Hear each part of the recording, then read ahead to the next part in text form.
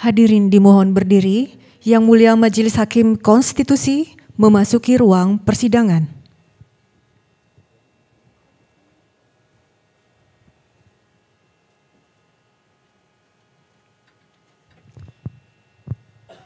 Hadirin disilakan duduk kembali.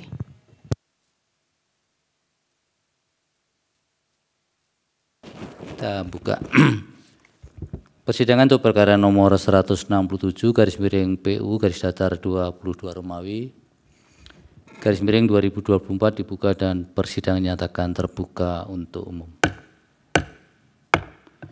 Selamat pagi, Assalamualaikum warahmatullahi wabarakatuh. Salam sejahtera untuk kita semua.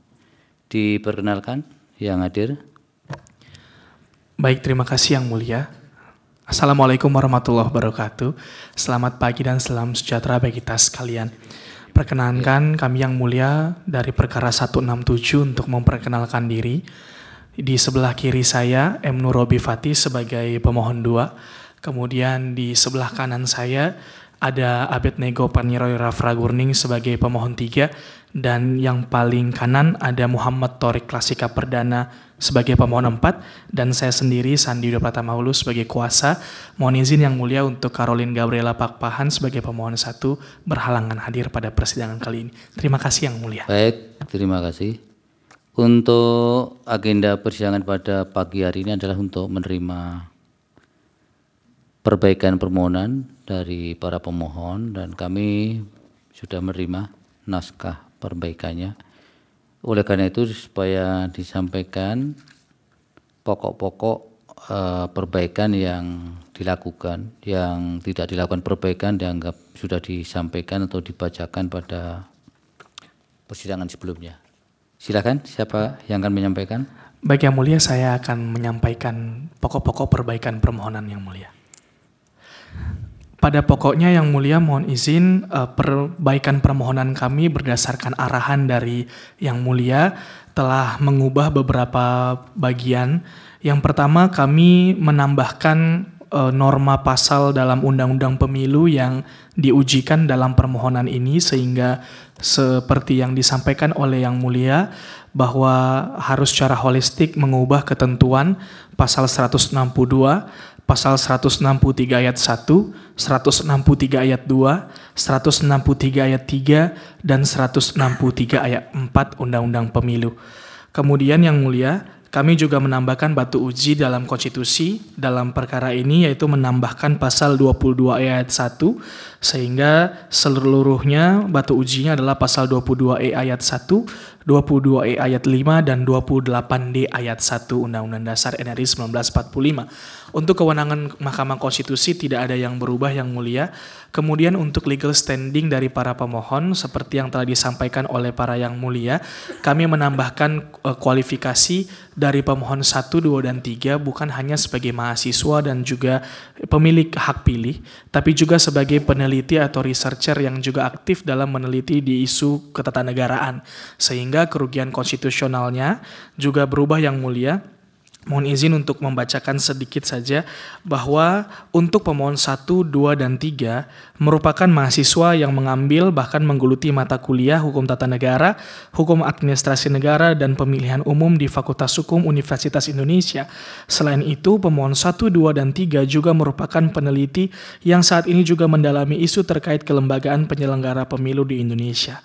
Dalam menggeluti isu tersebut, pemohon 1, 2, dan 3 menyadari adanya potensi yang serius berupa intervensi antara Menteri Dalam Negeri dengan DKPP sebagaimana diatur dalam pasal 162 dan 163 Undang-Undang Pemilu yang menerangkan adanya ketergantungan administratif yang dapat mengurangi independensi lembaga tersebut dalam menjalankan tugasnya.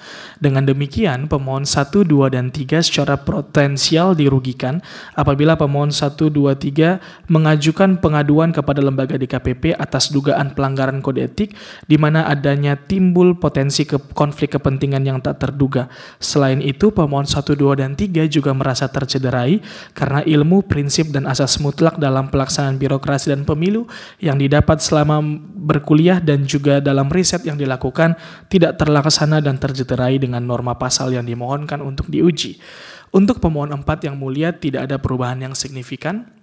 Berikutnya kami masuk pada posita.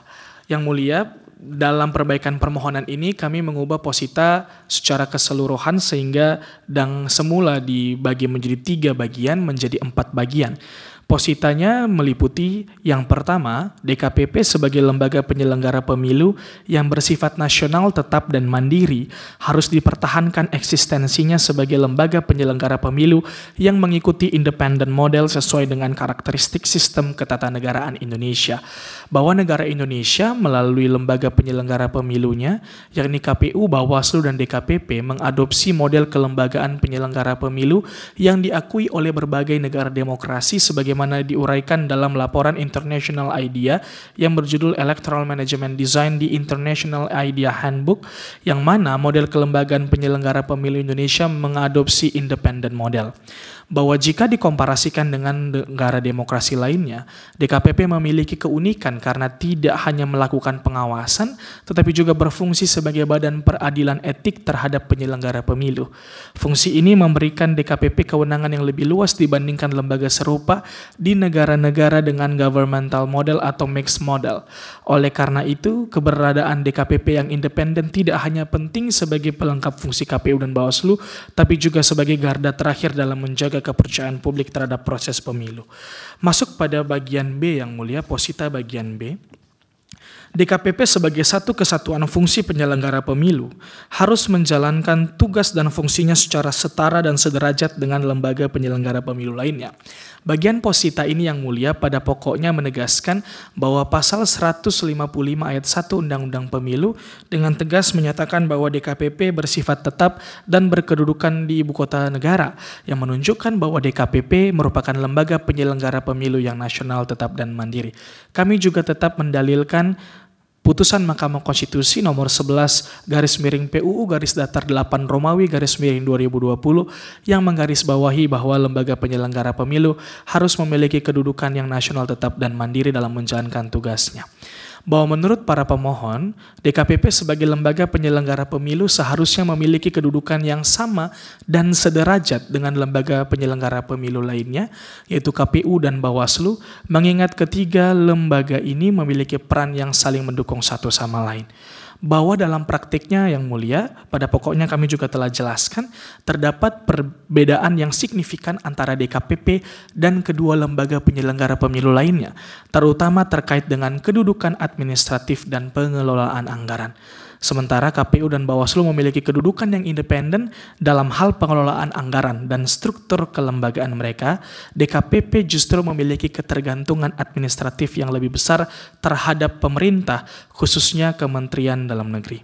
Bahwa berdasarkan uraian disampaikan oleh para pemohon, keberadaan pasal 162 dan 163 Undang-Undang Pemilu menimbulkan ketergantungan langsung DKPP terhadap pemerintah, khususnya melalui pengelolaan anggaran dan kedudukan administratif di bawah Kemendagri. Ketergantungan ini bertentangan dengan prinsip independensi yang diamanatkan bagi lembaga penyelenggara pemilu sebagaimana ditegaskan dalam pasal 22E ayat 5 Undang-Undang Dasar NRI 1945. Yang mulia, kami juga telah menambahkan tabel untuk memberikan perbandingan nomenklatur Sekretariat Jenderal KPU dan Bawaslu dengan Sekretariat DKPP pada bagian posita ini. Kemudian yang mulia, masuk pada posita bagian C. Kemandirian lembaga DKPP tidak terpisahkan dari status kesekretariatan DKPP yang tidak boleh diintervensi unsur kekuasaan apapun. Yang mulia, pada pokoknya pada posita bagian C ini, kami menjelaskan yang mulia bahwa berdasarkan riset yang didapat oleh para pemohon dengan kemandirian kelembagaan DKPP, kami menemukan bahwa segala uraian dan temuan yang disampaikan oleh para pemohon, struktur kelembagaan Sekretariat DKPP pada status quo secara jelas akan menghalangi komisioner dalam menjalankan tugas dan kewenangannya secara penuh dan utuh akibat ketergantungan langsung dengan Kemendagri. Seperti yang telah kami jelaskan pada bagian ini yang mulia, bahwa ketergantungannya adalah ketergantungan di bidang administratif, yakni mengenai pengelolaan anggaran, pengadaan fasilitas, dan juga pengelolaan sumber daya. Lembaga DKPP melalui sekretariatnya harus diubah menjadi sekretariat jenderal yang akan berkorelasi terhadap hadirnya sekretaris jenderal yang diangkat oleh Presiden dan berimplikasi terhadap lembaga DKPP yang tidak dicampuri unsur lembaga pemerintah sehingga DKPP sebagai penyelenggara pemilu dapat bersifat secara mandiri seutuhnya dan fleksibel untuk menjalankan tugas dan kewenangannya serta tidak bergantung dengan lembaga lainnya.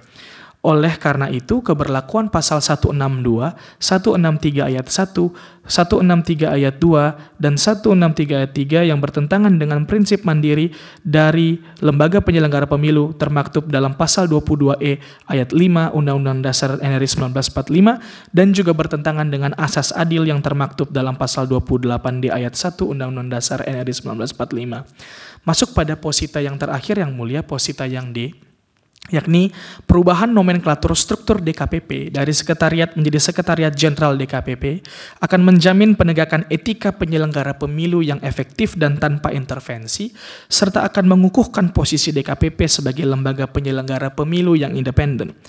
Bahwa pengaturan mengenai pengangkatan sekretaris jenderal DKPP dalam sistem ketatanegaraan seharusnya sejalan dengan prinsip kesetaraan antar lembaga penyelenggara pemilu, yaitu KPU dan Bawaslu.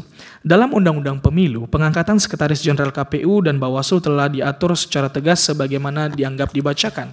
Berdasarkan kedua mekanisme ini, maka jelas tercermin bahwa penghormatan terhadap independensi dan kemandirian KPU dan Bawaslu sebagai lembaga penyelenggara pemilu dapat dilihat melalui pengangkatan sekretaris jenderal oleh Presiden atas usul lembaga terkait, guna memastikan bahwa sekretaris jenderal bekerja secara profesional dan bertanggung jawab langsung kepada lembaga tersebut tanpa adanya intervensi dari pihak lain. Bahwa keberadaan sekretaris DKPP dalam Undang-Undang Pemilu saat ini tidak mencerminkan kebutuhan struktur organisasi modern yang sejalan dengan kompleksitas tugas DKPP. Hal ini berpotensi menghambat pelaksanaan tugas dan tanggung jawab DKPP secara optimal. Bahwa dengan adanya kesetaraan dalam mekanisme pengangkatan sekretaris jenderal antara KPU, Bawaslu, dan DKPP akan tercipta keseimbangan peran dan tanggung jawab antar lembaga penyelenggara pemilu yang saling mendukung satu sama lain dalam menjaga kualitas demokrasi Indonesia.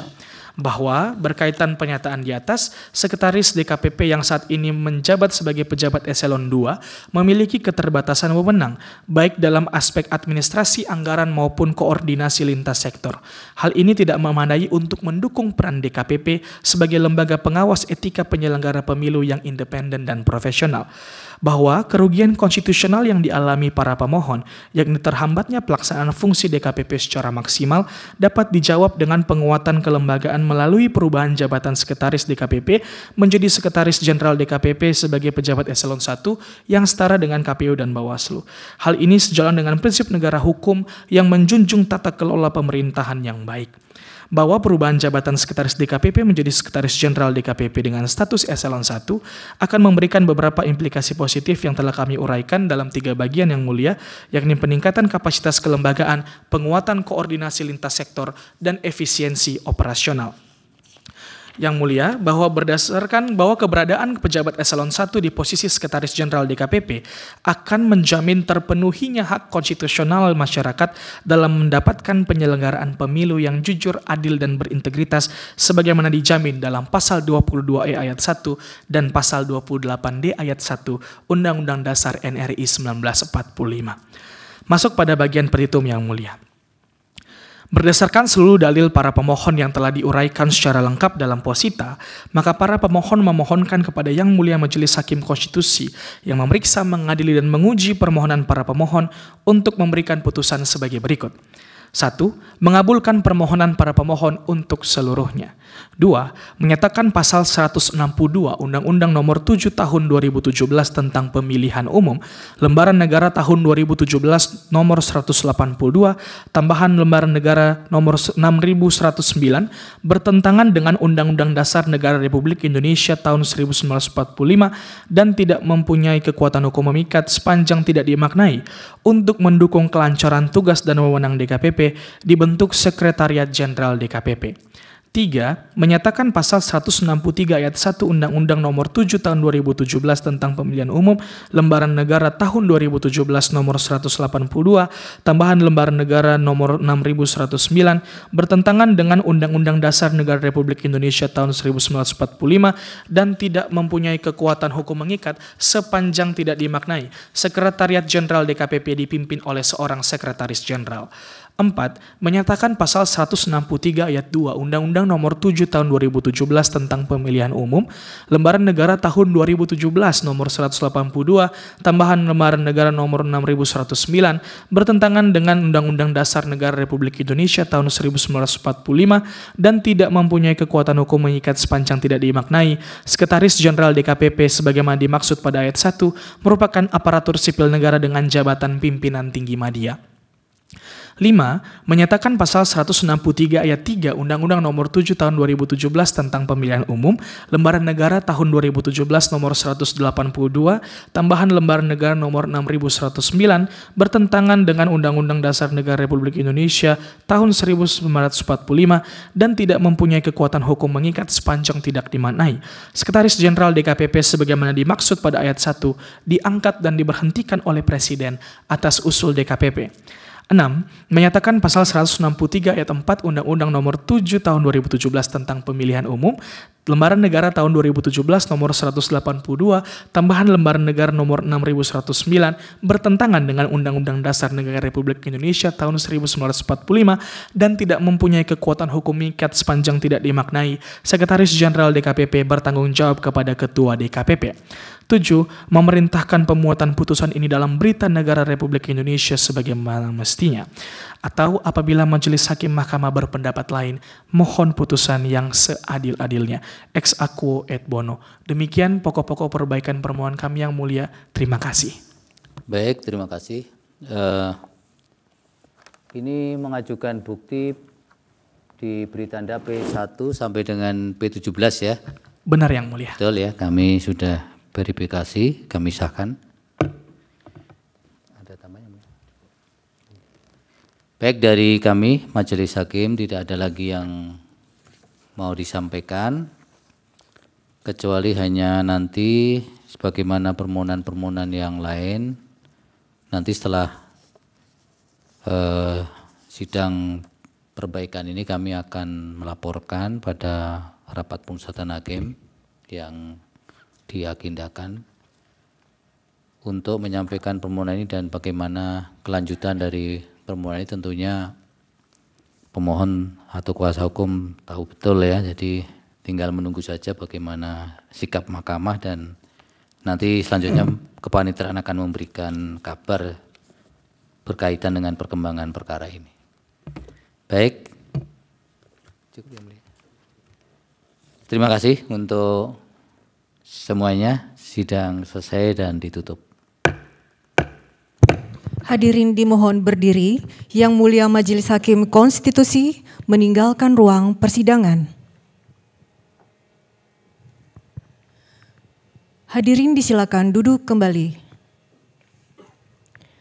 Hadirin yang kami hormati, demikianlah persidangan pada hari Rabu tanggal 18 Desember 2024 untuk perkara nomor 167/PUU _22 Romawi _2024 telah selesai.